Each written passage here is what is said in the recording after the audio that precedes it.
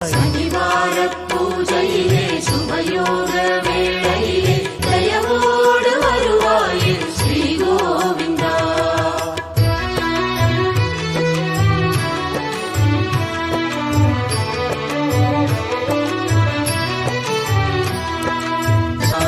அதிகாலை வேளையிலே அழகாக கண்மலரும் ஆனந்த திருவுருவே ஸ்ரீ கோவிந்தா.